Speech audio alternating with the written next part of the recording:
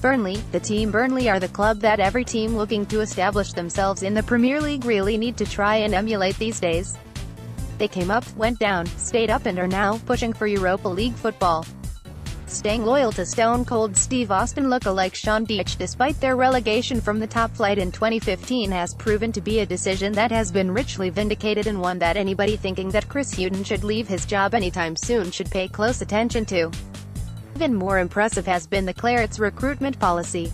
They've taken a chance on plenty of good quality English players and turned them into players who have made the England squad or sold them on for big money. Kieran Trippier, Danny Ings, Andre Gray, Michael Keane, Tom Heaton, Nick Pope, Ben Mee, Jack Cork and James Tarkowski to name but a few.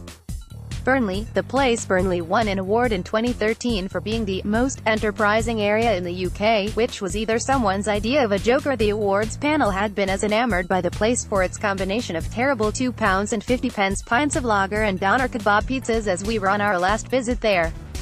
The town had held a market for over 700 years and during the Industrial Revolution become one of Lancashire's most prominent mill towns, being one of the world's biggest producers of cotton cloth at its peak.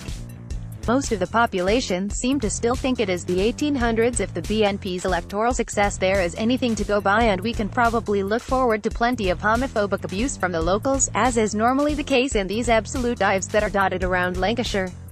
Burnley, the people for a club that until Dyche's arrival had been nothing more than a solid second-tier outfit for around 20 years, Burnley have an impressive haul of celebrity fans.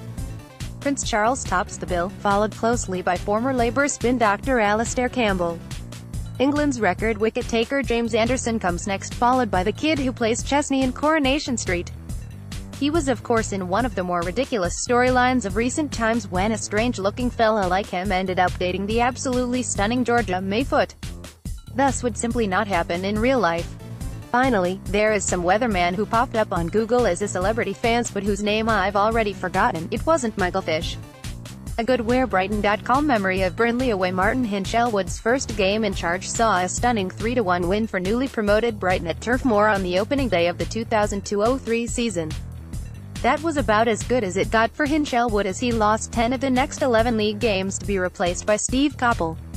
It was also the day the Albion debuted that absolutely hideous black away kit with a giant white bat painted on the front in emulsion. A bad Brighton.com memory of Burnley away. The Albion were still in with a chance of the playoffs on Good Friday 2012 when making the trip to Turf Moor. That made it even more bizarre that Gus Poyet would throw his toys out of the pram and storm off down the tunnel 5 minutes before the end, with the Albion trailing 1-0 but still in the game. Little wonder he could never crack that glass ceiling. Played for both. Burnley have 4 ex-Albion players among their ranks, which, given our liking for conceding to former wearers of the stripes, makes it inevitable that at least one of Ashley Barnes, Sam Vokes, Chris Wood or Stephen Ward is going to score. Our money is on Barnes for a 92nd minute winner in front of the away end, after which he celebrates wildly to endear himself further to his already sizable Alien fan club. Dangerman Barnes has been in good form in recent weeks, so we'd probably have to highlight him as a Dangerman even if the ex-Seagull factor wasn't there. Betting our last 4 meetings with Burnley have all ended in draws, as have 8 of the last 13 games between the sides. There is more chance of Ariana Grande finally accepting our marriage proposal than of the Albion winning away from home, so we're backing a low-scoring stalemate. Prediction: we've been pretty poor on the road since the middle of February, but play like we did against Spurs and a point isn't beyond the realms of possibility. 1-1. You must be logged in to post a comment.